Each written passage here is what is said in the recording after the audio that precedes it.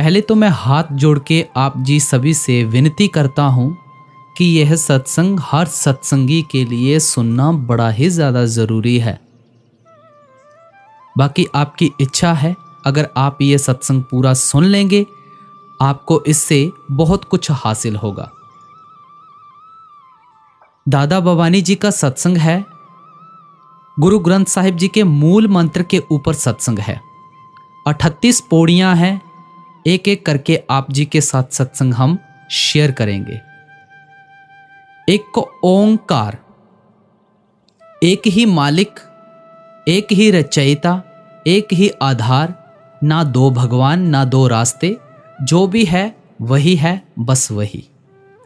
मूल मंत्र एक ओंकार सतनाम करता पुरख निरभव निर्वैर अकाल मूरत अजोनी सैभंग गुर प्रसाद।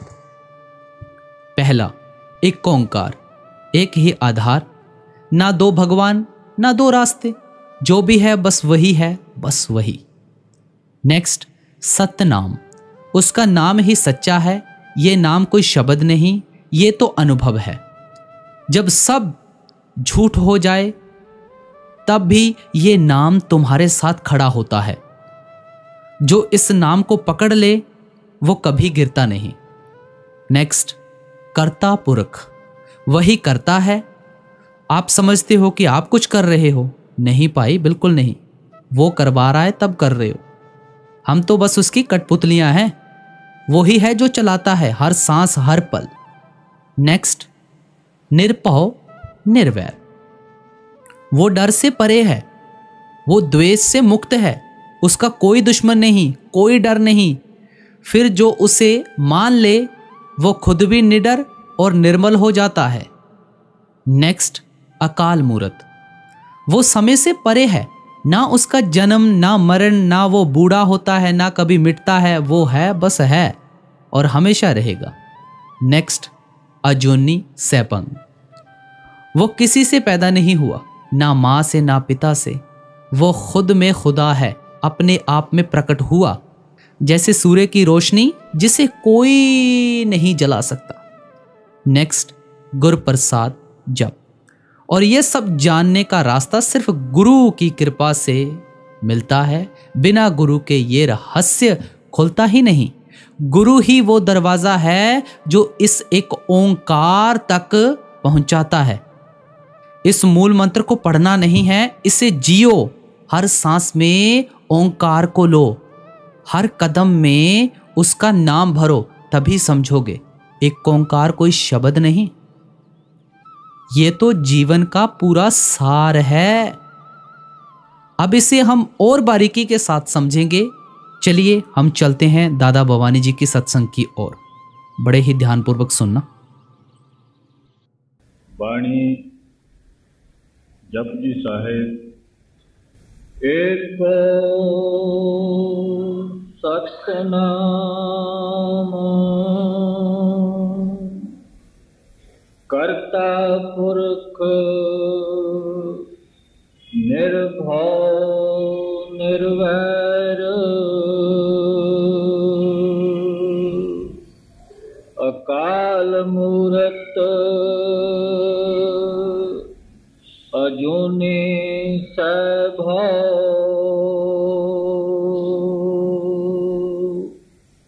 गुर प्रसाद जप।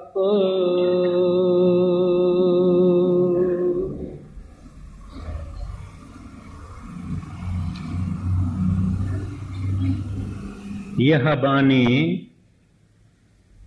पहली पातशाही की बानी श्री गुरु ग्रंथ साहिब से है। जप साहब कोई निराली बानी नहीं है, यह श्री गुरु ग्रंथ साहिब का अंग है। जैसे आनंद साहिब है, जैसे सुखमनी है, ऐसे ही यह बानी भी श्री गुरु ग्रंथ साहिब का अंग है। पहले मैं श्री गुरु ग्रंथ साहिब के लिए कुछ अर्ज करूंगा। पांचवी पातशाही ने, पहली पातशाही श्री गुरु नानक साहब, दूजी पातशाही, तीजी पातशाही, चौथी पातशाही और आप खुद और नावीं पातशाही, इनकी वाणी इकट्ठी की। और उस वक्त में हिंदुस्तान में जो महात्मा संत दरवेश थे, चाहे हिंदू थे, चाहे मुसलमान थे, चाहे चमार थे, चाहे कोई भी थे, उनकी वाणी भी साथ में ले ली। और बड़ी मेहनत के बाद उन्होंने ग्रंथ साहब को कंपाइल किया, यानी जिसको आज हम ग्रंथ साहब कहते हैं, वो मुख्य मेहनत श्री गुरु अर्जन साहब जी महाराज की थी। ये लिखा हुआ है पंजाबी में, जिसको सिंधी में गुरमुखी कहते हैं। 1430 इसमें सुफा है। जो भी कोई ग्रंथ साहब छपाएगा या लेगा, उसका पेज टू पेज एक जैसा ही होगा। अगर 50 पेज पर वाणी कोई लफ्ज शुरू होता है तो सब जितने ग्रंथ साहब हैं उसमें 50 पेज पर ऐसे ही शुरू होगा। तो ये वाणी बहुत अनमोल वाणी है।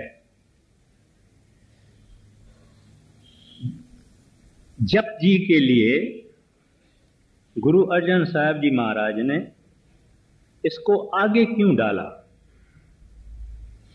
गुरु नानक साहब जी ने अपने जीवन के आखिरी दिनों में जप साहब की वाणी फरमाई, लेकिन गुरु अर्जन साहब जी ने जब इनको पढ़ा तब उनको बहुत ऊंच और उत्तम समझा और इसको ग्रंथ साहब में पहले पहले रख दिया। उसको अलग करवाया जाता है, फिर उसको जप जी भी बोलते हैं, जप्पू जी भी बोलते हैं, जप साहब भी बोलते हैं, निशान साहब भी बोलते हैं। कई नमूने से इसको बोला जाता है। अब बात यह है कि गुरु नानक साहब की वाणी ज्यादा से ज्यादा गुरु अर्जन साहब की है और थोड़े से थोड़ी दूसरी पातशाही श्री गुरु अंगद साहब की वाणी है ग्रंथ साहब में।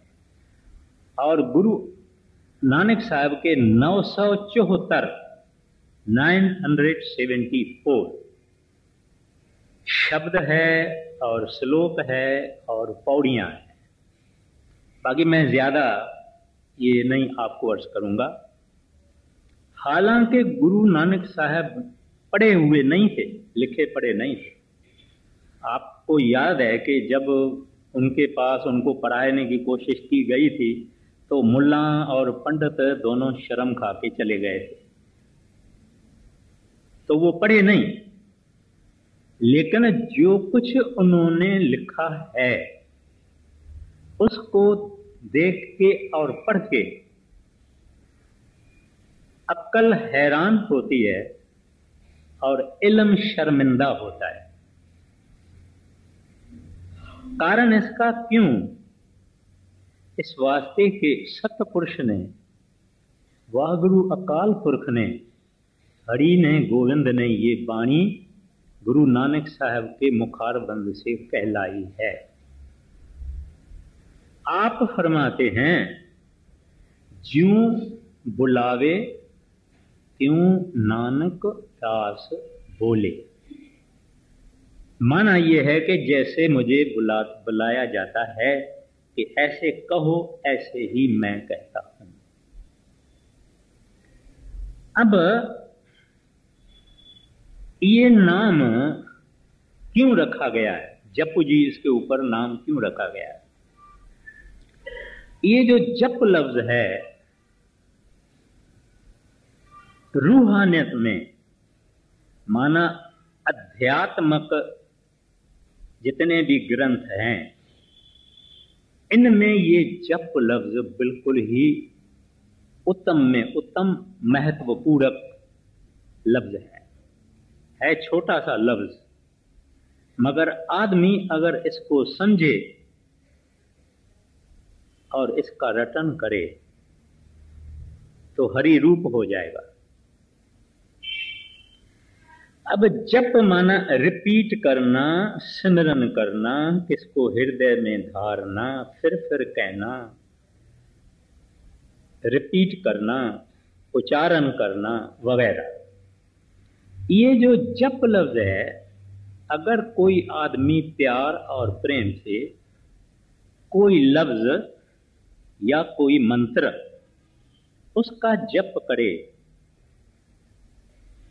और अगर वो प्यार और प्रेम और श्रद्धा से जप करेगा तो आपने आप खो जाएगा।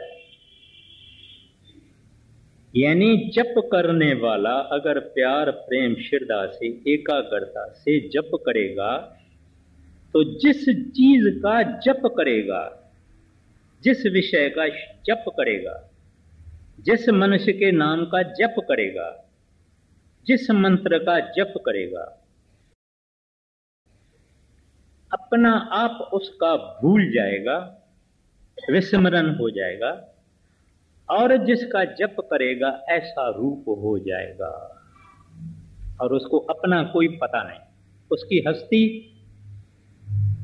he will lose his identity, he will be oblivious, unaware of the change, transform हो जाता है। अगर सिख अपने गुरु के बख्शे हुए नाम का जप करता है तो उसका रूप हो जाएगा। इस वास्ते ही इसको जप साहिब कहा जाता है। मगर एक बात विचारने के लायक है कि हमको जप साहिब में गुरु नानक साहब जी महाराज ने कई मुश्किल सवालें जो दुनिया के सामने हैं उनका उन्होंने जवाब दिया है बहुत सुंदर तरीके से। पहला ये कि परमात्मा है, अगर है तो कैसा है, किस जैसा है और कैसा है, और कैसे हम उसको समझ पाएं। इंसान के जिंदगी का कोई मकसद है क्या, या है ही नहीं? अगर है तो क्या? अपने अक्ल से और दिमाग से इंसान परमात्मा को हासिल कर सकता है क्या? अगर नहीं तो क्यों?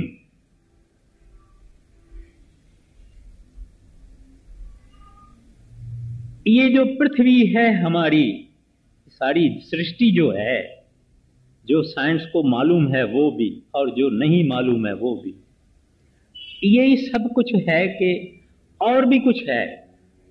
और हमारे जैसे इंसान ये यहाँ ही इस अर्थ पर है, पृथ्वी पर है, या और जगहों में भी है। और अगर हैं तो कहाँ हैं?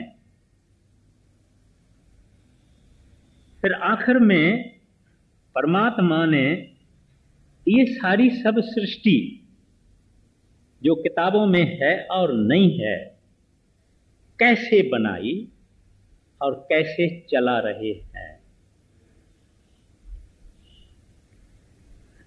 कितने खंड हैं, कितने ब्रह्मांड हैं, किस किस में कौन कौन रहता है, और हम उन खंडों ब्रह्मांडों में जा सकते हैं क्या? ये सब जवाब गुरु नानक साहब जी महाराज ने जपजी साहब में दिए हैं। जपजी साहब एक अनमोल पुस्तक है जिनको पंजाब के रहने वाले और सिंध के रहने वाले सुबह को सवेर उठ के प्यार से और प्रेम से पढ़ते हैं और जप करते हैं। भाई लहणा आपने सुना होगा, जो बाद में गुरु अंगद साहब बने। उन भाई लहणा ने जब वो वैष्णो देवी का दर्शन करके वो पहाड़ों में जाते थे, पहाड़ों में एक गुफा है जहां से गैस निकलती है और वो उसको ऑक्सीजन लगने से वो जल जाती है और लोग वहां वैष्णो देवी का समझते हैं कि हाजिरी है, तो वहाँ मेला भी लगता है, लोग देखने को भी जाते हैं, लोग दर्शन करने को भी जाते हैं और उसको बहुत पवित्र जगह मानी जाती है। तो वहाँ चौधरी लहणा हर बरस को उस ज्योति का देवी का दर्शन करने के लिए जाता था। एक दफे एक प्रेमी सिख जप साहब पढ़ रहा था। उस प्रेमी सिख का नाम था भाई जोध। तो बैठ गए और बड़े प्रेम से जप साहब सुनने लगे। तो उसको कहते हैं, भाई ये आप किसकी बानी पढ़ते हो? बोले क्यों? बोलते मुझे बहुत मधुर लगती है, मुझे बहुत प्यारी लगती है। बताओ किसकी बानी है ये? कहते हैं ये गुरु नानक साहब जी महाराज की बानी है, जो मेरे सतगुरु हैं। बोले वो कहाँ मिलेगा? कहते हैं वो पहाड़ों के नीचे, उनका कई जगहों पे सत्संग होता है, दर्शन देते हैं वगैरह वगैरह। तो उन्होंने सोचा कि दूसरे बरस जब मैं वैष्णो देवी का दर्शन करके नीचे उतरूंगा पहाड़ों से, तो मैं उनका भी दर्शन करूंगा। लेकिन वो गुरु नानक साहब का अक्षर सुन के और वाणी सुन के, नाम सुन के वो मोहित हो गया। यानी कि वाणी से ही उस पे मोहित हो गया। जब नीचे उतरा तो एक जगह पे कई आदमी बैठे हुए थे और एक महात्मा सफेद दाढ़ी वाले वो सत्संग फरमा रहे थे। लोगों से पूछा, भाई ये कौन है? बोला ये श्री गुरु नानक साहब है। कहते हैं इसके तो तलाश में हूं। तो आगे आगे गए और बैठे और उसी वक्त ही उसके ऊपर मोहित हो गए, यानी आशिक हो गए। फिर घर नहीं गए, फिर गुरु नानक साहब से इजाजत लेके गुरु नानक साहब के घर में गए और घर में उनकी सेवा की, यानी कपड़े धोना, बर्तन मांजना, दांतन काट के आके देना, झाड़ू लगाना, सब कुछ करना। तो गांव के आदमी आए, कहने लगे महाराज ये तो हमारे गांव का चौधरी है, इसको तो हमको वापस दे दो। बोले मैंने इसको क्या किया है? मैंने थोड़ी पकड़ के रखा है। भाई लेना, उठो और अपने गांव वालों के साथ जाओ। कहते हैं महाराज आपके चरण में ही मेरा ठाव है, मेरे लिए और कोई ठाव नहीं। लहणा यहां रहेगा। लेने की जगह लेने ने संभाल ली, लेने को मिल गई, ये मेरी असल जगह है। और आप सब जानते हैं कि बाद में इतनी भक्ति इन्होंने गुरु नानक साहब की, इश्क इतना किया कि गुरु नानक साहब ने इसकी सच्चाई देख के, इसकी रूहानी मेहनत देख के और जो पद इन्होंने हासिल किया वो देख के उन्होंने अपने पुत्रों को गद्दी नहीं दी, लेकिन भाई लेने को गद्दी थी। और शुरू में ही जब पूछा था तुम्हारा नाम क्या है, उन्होंने कहा भाई लेना। कहते हैं तुमने लेना और हमने देना। आखिर में नारियल और पताशे रख के सिर झुका के उनको नमस्कार किया। बोले भाई लेना अब तुमको ये गद्दी चलानी है। ये जप साहब की वाणी सुन के, तो ये जो जप साहब की वाणी है, ये एक कमाल की वाणी है। अपन आज से 4 बरस पहले ये वाणी ली थी, जनवरी 1980 में, और अभी नवंबर आ गया है, करीबन 4 बरस हो जाते हैं। अब ये वाणी फिर ली जाती है। तो अब जप पर हम आते हैं, क्योंकि हमारा जो संत मत है, या गुरु नानक साहब का जो गुरु मत है, या वाहगुरु मत है, या सिख मत है, वो सब एक प्रैक्टिकल अप्लाइड मत है। यानी इस मत में कुछ लिखना, पढ़ना, याद करना, याद करवाना, सुनाना, सुनना नहीं है, माना इसकी जगह नहीं है। इस मत में जो कुछ संत कहते हैं वो करना, ये मत है। It is the path to become and not to know. It is the path of not information but transformation. यानी आदमी को कुछ और बनना है। ज्ञानी कोई कितना ही होवे, बड़े वेद पढ़े हुए, शास्त्र पढ़े हुए, बहुत कुछ करने वाला हो, अक्लमंद हो, बुद्धिमान हो, लेकिन जब तक इन्होंने कुछ रहत नहीं रही, करनी नहीं की, अभ्यास नहीं किया, साधना नहीं किया, तो खाली है। इस वास्ते जप पर फिर मैं वापस आ जाता हूं कि ये जो जप हमको कहा गया है, क्या कहते हैं? जपू जी या जप जी। तो ये जो जप है, ये इंसान को एक अलहदा चीज बना देता है। और सब महात्माओं ने, संतों ने, कबीर साहब ने, रविदास ने सिमरन सिमरन सिमरन, गुरु नानक साहब जी जप कहते हैं, गुरु अर्जन साहब जी महाराज सुखमनी में सिमरन सिमरन कहा है, और आपने जप कहा है। महाराज श्री कृष्ण भी गीता में कहते हैं कि सब यज्ञों में मैं जप यज्ञ हूं। कहते हैं लड़ाई करने वालों में मैं सिकंद हूं, दरख्तों में मैं पीपल हूं। इस तरह से सब बातों में बोलते हैं कि मैं मेहनदार हूं, मुख्य हूं। और कहते हैं यज्ञों में मैं जप यज्ञ हूं।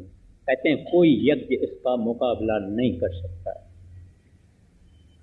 फकत इस जप को हम अगर हृदय में पकड़ें और प्यार प्रेम से सतगुरु के बख्शे हुए नाम को जपें, तो हम और हो जाएंगे। जैसे बुले शाह कहते हैं, हुण मैं हो गया और दा और, ये इंसान और दा और हो जाता है। ये सारी कमाल जप की है, सारी कमाल सिमरन की है। ये जपते जपते जपते जपते जपते जपते जपते इसके अंदर ही अजपा जाप शुरू हो जाता है, माना शब्द खुल जाता है। ये जो आपको मिले हैं, हमको मिला है, ये नाम 5 मिले हैं, ये भी वरण आत्मक हैं। आत्मक के तरफ पौड़ियां हैं, टप्पे हैं। जब ये 5 नाम जपते जपते जपते जपते शरीर सुन्न हो जाएगा, सब कुछ पता नहीं लगेगा, ये एक और हस्ती हो जाएगा, तो जप बंद हो जाएगा। इसके अंदर में अजपा जाप यानी नाम यानी शब्द यानी वाणी खुल जाएगी, फिर ये उसमें लवलीन हो जाएगा। इस वास्ते इसका नाम जप। अब गुरु नानक साहब जी महाराज से सिद्धों ने पूछा। ये सिद्धों के बारे में कुछ लोग कहते हैं कि सिद्ध थे ही नहीं। कुछ सिख थे या जिज्ञासु थे जिन्होंने सवाल किए हैं, लेकिन ज्यादा लिखने वाले कहते हैं कि सिद्ध थे। अभी सुमेर पर्वत जो है वो जो कोई जाग्राफी में सारी दुनिया में कहीं नहीं है, मगर हमारे हिंदुओं के पुस्तकों में है, शास्त्रों में है। और जप साहब में भी सुमेर पर्वत का जिक्र आया है। मेरा ख्याल है कि वो कर्म खंड में या वगैरह, वो खंड भी है अंदर, उसकी बात अलग है। तो वहाँ सिद्ध रहते थे। सिद्ध वो हस्तियां हैं जो न आकाश में, न पाताल में, न धरती पर हैं, बीच बीच में बड़े पहाड़ों की चोटियों पर रहती है, जो भी है तो मिथोलॉजिकल। तो वहाँ गुरु नानक साहब और भाई मर्दाना जाके पहुँचे। तो सिद्धों ने कहा, महाराज हमारे पास तो योग बल है, हम योग बल से यहाँ पहुँचते हैं और जाते हैं, उड़ जाते हैं, आप पाँव से यहाँ कैसे पहुँचे? बोले कि हमारा वाहगुरु अकाल पुरख हमको इधर लेके आया। तो उन्होंने पूछा, ये वाहगुरु अकाल पुरख कौन होता है? हमने तो नहीं सुना है। बोले कि वही परमात्मा है, वही हरि है, वही गोविंद है, वही सबका साहिब है, वही सारे सब कुछ उसका मालिक है। बोले अच्छा, फिर वो है कैसा? कैसा है वो? आप हमको जिक्र तो बताओ। आप जिसको कहते हैं कि सबका मालिक है, वो बताओ तो है कैसा? तो वहां आ जाती है जप साहब। अब जैसे इन्होंने पढ़ा, कहते हैं एक एको, आप जो ऊपर देखते हैं ना एको ओंकार, वो है एको। सत्संगी तो जानते हैं कि जो ओम है वो दूसरी मंजिल है, जो सतनाम है वो पांचवी मंजिल है। तो गुरु नानक साहब की दूसरी मंजिल नहीं, गुरु नानक साहब की तो पांचवी मंजिल है। तो ये जो लफ्ज है वो एको, फिर सतनाम, कर्ता पुरख, निर्भव, निर्वैर, अकाल मूरत, अजूनी, स्वयंभव, गुर प्रसाद, जप।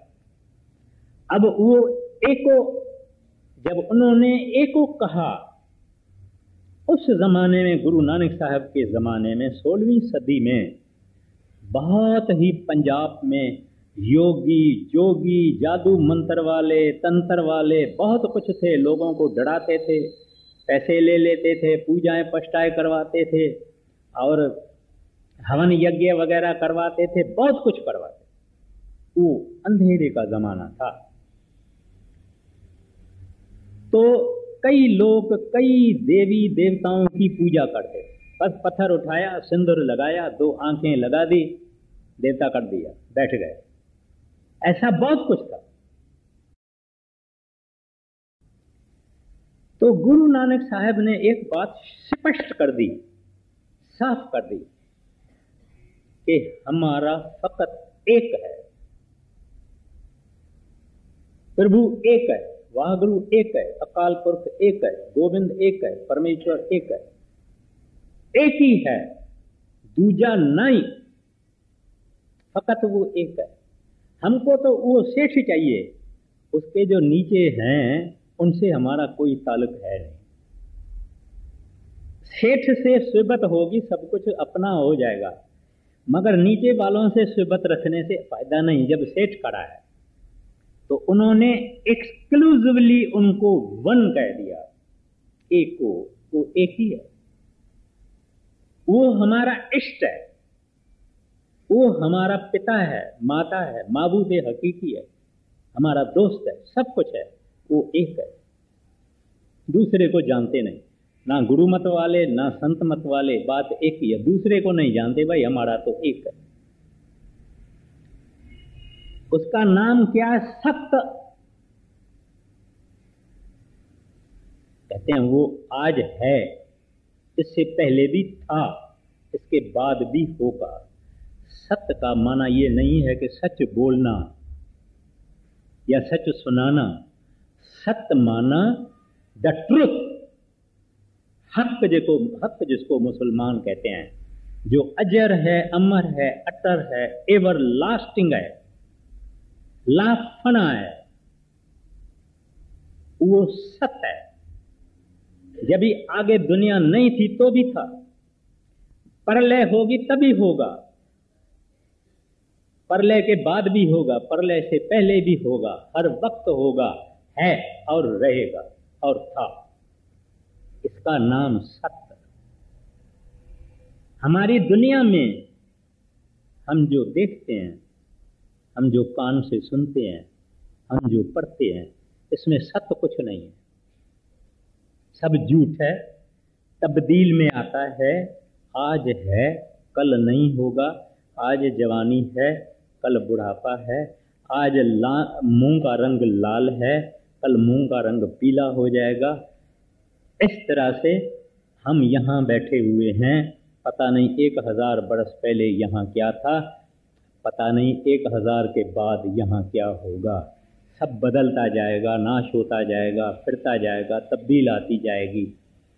अपने ही आप को हम देखते हैं, कोई टाइम था बाल काले थे, फिर सफ़ेद हो गए, फिर आंखों में चश्मा लगाना पड़ा, फिर ये करना पड़ा, फिर वो करना पड़ा। तब्दीली आती रहती है, आती रहती है, आती रहती है। तो जो तब्दील में है वो सत्य नहीं, जो एक रूप है, एक राज है, एक रस है, वो सत्य है।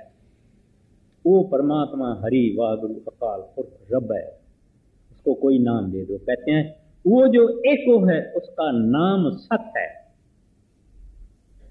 और कहते हैं कर्ता जो कुछ बनाया है, सृष्टि बनाई है, ये उन्होंने बनाई है, दूसरों ने नहीं बनाई। वो जो दूसरे हैं उनको भी इन्होंने बनाया। जितने देवी देवताएं वगैरह हैं उनको भी उसने बनाया, गोविंद ने बनाया, परमेश्वर ने बनाया, वागुरु ने बनाया। कहते हैं वो इस वास्ते करता है, करने वाला है। फिर कहते हैं पुरख, यानी वो स्त्री नहीं है, वो ही एक पुरख है। बाकी सारी दुनिया जो है इसमें जितनी रूहें हैं ये स्त्रियां हैं। वो एक हमारा पति है। फिर कहते हैं नर भाव, कहते हैं किसी से डरता नहीं, किसी से नहीं डरता, बाकी सब डरते हैं। फिर कहते हैं निर्वैर, कहते हैं किसी से वैर नहीं रखता। जो चोर है, जो खूनी है, जो अत्याचारी है, उनको भी खाना मिलता है, उनको भी पानी देता है, उसको भी सब कुछ देता है। ये नहीं कि उससे वैर रखता है, उसको नहीं देता, नहीं। हजरत मूसा का जिक्र है कि हजरत मूसा को मालिक ने कुछ दिनों के लिए ताकत दे दी। हजरत मूसा ने, एक आदमी था बड़ा पापी पतत गुनहगार था, उसकी रोटी छीन ली, उसका सब कुछ छीन लिया, उसको बंद कर दिया, उसका पानी बंद कर दिया, सब बंद कर दिया। और आके मालिक को बताया कि मैंने उस फलाने पापी को ऐसा किया है। तो उनको बोले हजरत मैंने तुमको ऐसा थोड़े ही कहा था कि किसी को पानी नहीं देना, खाना नहीं देना, रोटी छीन लेना। नहीं नहीं नहीं, बड़ा गुनाह किया तुमने, जाओ उसको सब कुछ दो, वो भी मेरा है, वो भी मेरा ही है। इस वास्ते उसका किसी से वैर नहीं है, बिल्कुल नहीं। आप संतों को, जो संत जो उसके दास कहलाते हैं, है तो राम रूप हरि रूप, उनको भी आप गालियां दो, कुछ नहीं कहेंगे। जो कुछ करना है करो, वो अपना धीरज नहीं छोड़ते, क्योंकि उनके अंदर नाम है, उनके अंदर शब्द है। उनकी निंदा करो, कुछ नहीं कहेंगे। तो इस वास्ते ही, क्योंकि वो भी निर्वैर है। बड़े महाराज जी फरमाया करते थे, अगर सच्चा संत होवे, आप छुड़ा लेके उसकी गर्दन पे रखो, आपको श्राप नहीं देगा, नहीं देगा, बिल्कुल नहीं, क्योंकि वे वैर रखते नहीं। वो सब एक के अंदर मालिक का नूर देखते हैं, मालिक का रूप देखते हैं कि इसके अंदर, नहीं तो हमारे जैसे पापियों को नाम मिलेगा, बिल्कुल नहीं। कोई नहीं समझे कि हमारे दान हैं, पुण्य हैं, इस वास्ते नाम मिला है, इस वास्ते नाम मिला है, ये ऐसी कोई बात नहीं। ये तो उनकी रहमत है, उनकी कृपा है, जिसके कारण मिला है। अगर हमारे अवगुण देखे तो एक भी लायक नहीं निकलेगा। लायक अगर है तो वो आप एक है, बाकी कोई लायक नहीं है। कोई मन में ये अहंकार लागे ही नहीं। फिर कहते हैं अकाल। हम जब कहते हैं ये 65 बरस का है, ये 30 बरस का है, ये 40 बरस का है, ये 20 बरस का है, जब 20 बरस का है तो हम कहते हैं ये जवान है। 50-60 बरस तक तो बेचारा चल जाएगा, मगर जब हम बोलते हैं ये 70 बरस का है तो हम बोलेंगे ये 5-10 बरस और चलेगा और क्या करेगा। तो माना हम वक्त के अंदर हैं, वो वक्त से बियॉन्ड है, माना वक्त उसको कुछ नहीं करता। द्वापर, त्रेता, कलयुग, सतयुग, ऐसे हजारों लाखों चौकड़ी युग बन गए, हो गए, फिर आएंगे, प्रलय होगी, महाप्रलय होगी, सब कुछ वो खत्म होगा, लेकिन वो रहेगा। इस वास्ते अकाल है। अकाल यानी बियॉन्ड टाइम। उसको आप नहीं कह सकते हैं कि आप 1,00,000 बरस के हो, 100 बरस के हो, 50 बरस के हो, बिल्कुल नहीं। इस वास्ते अकाल माना beyond time and beyond space. अब अपने को अगर कोई कहता है सत श्री अकाल, बड़ा सुंदर सैल्यूटेशन है। सत माना जो सदा होवे, अकाल माना जो सदा होवे, इसकी माना परमात्मा हरि गोविंद। हम उसको सत श्री अकाल ही कहें तो क्या है। लफ्जों में फांसना ज्ञानी का काम नहीं, अक्षरों में फांसना बुद्धिमान का काम नहीं। जो राधा स्वामी का मतलब है वही अकाल पुरख का मतलब है। सत श्री अकाल का भी वही मतलब है, खाली अक्षर जुदा जुदा हैं। तो वो प्रभु वाहक रूप बियॉन्ड टाइम है और बियॉन्ड स्पेस है। फिर कहते हैं अजूनी, ना उन्होंने मां के पेट से जन्म लिया है या किसी और तरह से पैदा हुए हैं, नहीं, ना वो मरता है ना वो जमता है, यानी जूनी में वो आता नहीं। हम सब जूनियों में आते रहे हैं, वो नहीं आता। फिर उसको क्लियर करने के लिए कहते सैं भाव, माना खुद ही आपे ही पैदा हुआ है, आपे अपने आश्रय पे सेल्फ डिपेंडेंट है, अपने आधार पे रहता है, अपने आपे ही हुआ है, इसको किसी ने पैदा नहीं किया है। देखिए कितने सुंदर वचनों में गुरु नानक साहब जी महाराज, जिनके लिए कहा जाता है कि वो अनपढ़ थे, थोड़े लफ्जों में उन्होंने परमात्मा का जिक्र करके रखा, जिसमें से एक ऐब कोई निकाल ही नहीं सकता। स्वयं भाव कहते हैं, खुद पैदा हुआ, अपने पांव पे खड़ा है, सेल्फ डिपेंडेंट है। फिर सिद्धों ने पूछा, महाराज ये तो आपने बहुत ही विचित्र नमूने से उसका सारा जिक्र कर दिया अपने अकाल पुरख का, लेकिन उससे मिलना होवे तो, उसको देखना होवे तो, उसे मुलाकात करनी होवे तो? बोले हाँ हो सकती है, मिल सकते हैं। कैसे? गुरु प्रसाद। कहते हैं अगर आपको कोई कामल गुरु मिल जावे, गुरु माना रोशनी दिखाने वाला, अंधेरे में रोशनी दिखाने वाला है संस्कृत में गुरु। मगर असल में गुरु क्या है? परमात्मा से जब एक धारा शब्द की प्रकट हुई जिसने सारी रचना की वो धारा गुरु है। कोई आदमी भली राधा स्वामी नहीं होवे, लेकिन परमात्मा का भक्त होवे, परमात्मा को प्यार करता होवे और जपता होवे, अंदर जाएगा तो वो धारा में जो गुरु है इनको दिखाई देगा, जो वक्त का गुरु होगा। अमृतसर में एक सरदार साहब थे, महाराज जी से नाम नहीं लिया था, उसका पुत्र उसने नाम लिया था, बड़ा पुत्र था, उसने नाम लिया था, खुद ने नहीं लिया।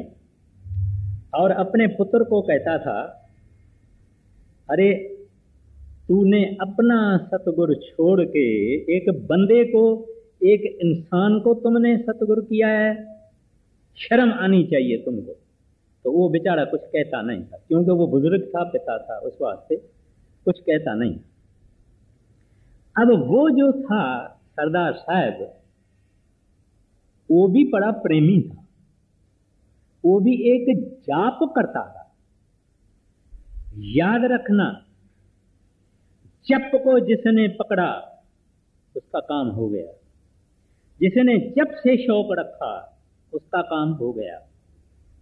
इस वास्ते जप जप जप जप जप, इसको भूलना नहीं। तो ये जो सरदार साहब था ये जप करता था, मगर किसका जप करता था? सतनाम वागुरु, सतनाम वागुरु, सतनाम वागुरु, सतनाम वागुरु, सतनाम वागुरु, सतनाम वागुरु का जप करता था। और एक दिन इसका सिमटाव हो गया। सिमटाव माना शरीर सुन्न हो गया, गोडे गोडे सुन्न हो गए, सब कुछ सुन्न हो गया, रूह बाहर निकल गई। जब देखा तो वहां बड़े महाराज जी सोटी लेके और वाच पहनी हुई है, सफेद पगड़ी है, सफेद दाढ़ा है, खड़े। कहता है ये तो जसवंत का गुरु है, माना उसके लड़के का। बोले ये तो जसवंत का गुरु है। और एक दफा उसने देखा था, एक दफा। बोलता है अभी तो गुरु सच्चा यही है, क्योंकि अगर कोई दूसरा होता तो वो भी आ जाता था। जब ये आ गया है और भी कोई होता था तो आ जाता था, मैं उसको देख लेता था। अभी तो यही है गुरु सच्चा। अब मुझे पता लग गया। जब भजन से उठा, जसवंत को बुलाए, कहते हैं जसवंत डेढ़े चलना है। कहते हैं क्यों पिताजी आप हंसी करते हैं, मखौल क्यों करते हैं? कहते हैं मखौल नहीं करता। कहते हैं एक अनोखी चीज पाई है मैंने। कहते हैं पिताजी दसो ना। कहते हैं अभी नहीं, मुझे डेरे ले चल। डेरे ले गए, पुत्र भी बाप भी महाराज जी के पास गए। ये महाराज जी के चरणों में गिर पड़े सरदार साहब और कहते हैं मुझे माफ करना। कहते क्या, क्यों क्यों आपको माफ करूं? कहते हैं मैंने खूब आपकी निंदा की है। कहते हैं ठीक है, मुझे तो कुछ नहीं हुआ है, तुम्हारी निंदा करने से मुझे तो कुछ नहीं हुआ है, तू आ गया ना, बस इतना ही काफी है। फिर सारी बात बता दी कि हजूर ऐसे ऐसे मैंने अंदर आपको देखा वगैरह वगैरह। तो अपना मतलब उस बात से है कि ये जप, हालांकि उसने पूरे गुरु से नाम नहीं दिया, और ये इंसान यहां तक तो बगैर गुरु के आ सकता है, अगर अंदर गया तो नहीं जा सकता है। माना ये अभी भी नीचे की मंजिल है, अंदर इसकी संभाल नहीं होगी, कोई मिलेगा नहीं, दरवाजे पे ही ये रोका जाएगा, उस सरहद पर ही रोका जाएगा। इतना तो सिमटा पत्थर पत्थर पत्थर पत्थर पत्थर पत्थर करने से भी हो जाता है। तो ये है गुरु प्रसाद। अभी प्रसाद क्या चीज है? कहते हैं पहले तो ऐसा गुरु मिले,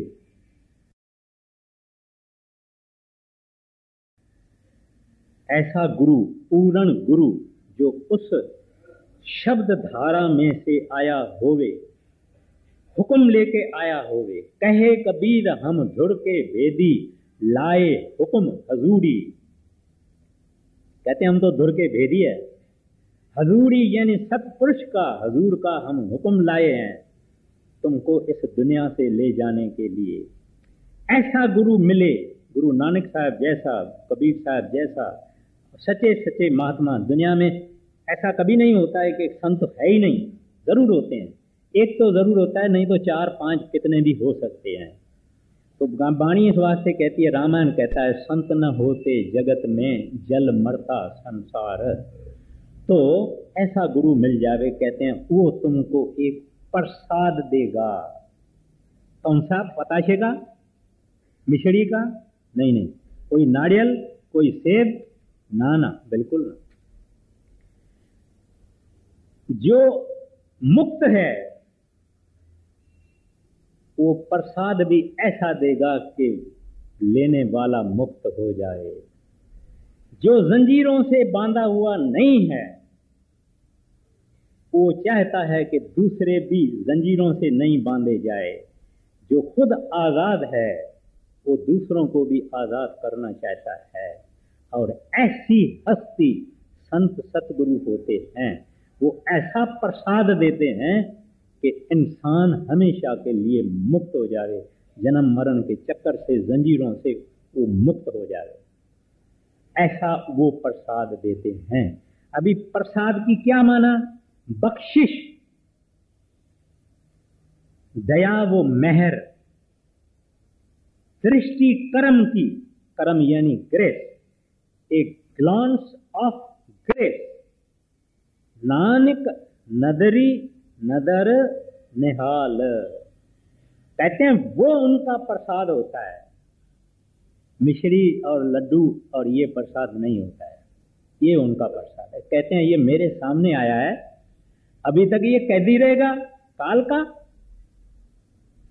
देखिए, जब शिकारी शिकार करने को जाता है ना, छोटा छोटा शिकार करके खुश नहीं होता है, बड़ा शिकार करके शेर का, चीते का खुश होता है। ऐसे ये जो संत जन हैं, ये हमारे जैसे महापापी गुनहगारों को शिकार करते हैं, और शिकार करके ही वो प्रसाद दे देते हैं। कहते हैं जाओ, मुक्त है। मुक्ता सेवे मुक्ता होवे, वो मुक्त का करने वाला प्रसाद दे देते हैं। अब कहते हैं कि ऐसा गुरु जो तुमको देवे, तरीका देवे, टेक्निक देवे, साधन देवे, विधि बतावे, उस विधि को तू क्या कर, जप। दिन रात दिन रात दिन रात दिन रात दिन रात। हमारे पास भी ऐसे प्रेमी हैं, ऐसे प्रेमी हैं जो कि खूब जपते हैं, खूब सिमरन करते हैं, ऐसे प्रेमी हैं, मगर आपको वो नहीं बताएंगे। जितना जितना ये जप करेगा, सिमरन करेगा, इतना इतना ये खामोश रहता है। इसको मालूम है दुनिया को बताने से कुछ नहीं होगा, घाटा होगा, नुकसान होगा, फायदा नहीं होगा। क्या करेगी दुनिया? हाँ, तुम्हारा तो सारा दिन चलता है, रात भी चलता है, दिल भी चलता है, आपे ही चलता है। अरे भाई, तुमने तो बहुत कुछ कर्म किए होंगे अच्छे। ऐसे आदमी सत्यानाश कर देते हैं। कोई अंदर की बात किसी को बताना नहीं चाहिए, अपने पास रखना चाहिए। जितनी रखेंगे इतनी बख्शिश ज्यादा मिलेगी। जितनी वो वर्दीनेस देखेगा सतपुरुष प्रभु वागुरु, जितनी वर्दीनेस देखेंगे, लायकी देखेंगे, इतना इतना वो हमको ज्यादा देंगे। इस वास्ते जप से दोस्ती, सिमरन से दोस्ती, और थोड़ा 10 मिनट है ना खाने में, खाना टेबल पर लगाएंगे ना, अभी 10 मिनट है ना, बोलते हैं ना चावल पूरा नहीं पका है, चलो 10 मिनट भजन सिमरन करो। चलो सैर करते हैं ना, करो सिमरन करो। अरे भाई, सीढ़ी चढ़ रहे हो, उसमें क्या काम करना है? सीढ़ी चढ़ते चढ़ते सिमरन करो। रोटी खाते हो, बकवास मत करो, चबाते चबाते चबाते सिमरन करो। मतलब ये आदत आहिस्ता आहिस्ता आहिस्ता हो जाएगी। हमारा शौक और उनकी दया, एक दिन ऐसा आएगा कि सिमरन आपे ही चल पड़ता है। अब टाइम हो गया। एक बात खास कहनी है, वो ये है, इस मूल मंत्र का एक कड़ी और है, आद सच जुगाद सच है भी सच, नानक होसी भी सच। हमको इस सारी दुनिया में ऐसी कोई नजर में चीज आती है जो चीज नाशवान न हो। आदमी मर जाते हैं, जानवर मर जाते हैं, ढोर मर जाते हैं, पंछी मर जाते हैं, लोहा रखे रखे जंग खा जाता है, कपड़ा रखे रखे खत्म हो जाता है, दरवाजे ये जितने मकान है आप छोड़ दे और रिपेयर नहीं करो, आहिस्ता आहिस्ता आहिस्ता टूट फूट के सब खत्म हो जाता है। यहां तक के सोने को भी एक किस्म की जंग लगती है। आप छोड़ दे 100 बरस का सोना होवे जमीन पे पड़ा होवे, उसको भी अपने नमूने की खास केमिकल जंग लग जाती है। तो कोई चीज इस दुनिया के अंदर सच नहीं है, एक ही चीज है वो। गुरु नानक साहब जी महाराज कहते हैं मेरे नजर में वो चीज आई है, वो चीज है वह गुरु अकाल पुरख, जो आद सच है, जुगाद सच है भी सच है, बाकी सब नाश होता है और फना होता है। तो वहां सिद्ध पूछते हैं गुरु नानक साहब से, महाराज फिर वो जो आप वह गुरु अकाल पुरख बोलते हैं, जो आद सच जुगाद सच है भी सच हो भी सी सच है, वो कैसे मिलेगा?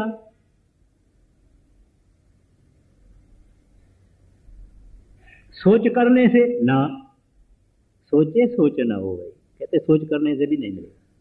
मगर ये पौड़ी 2 है, मैंने फकत 2 लफ्ज किया है, अपना महात्म हो गया, मूल मंत्र हो गया। अभी ये पौड़ी जो है ये आती है, पहली पौड़ी, सोचे सोच न हो गई ये सोचे लखवार। कहते हैं वो जो आद सच जुगाद सच है भी सच है, कहते हैं उसको आप समझ नहीं पाएंगे, उसका ज्ञान हासिल नहीं कर पाएंगे। आप लाख बार भी अपना दिमाग चलाओ तो आप उसको सोच नहीं सकते हैं कि वो कैसा है। बाकी जब ये दूसरा मंगलवार आएगा तब ये पहली पौड़ी उठाई जाएगी। राधा स्वामी। आज का सत्संग जपजी पौड़ी नंबर 1, तारीख 4 दिसंबर 1984। सोचे सोच न होई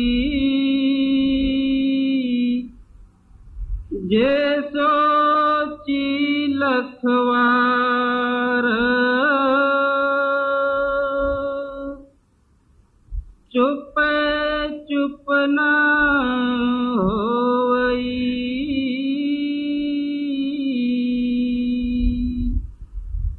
जे लाए रहा लिवतार।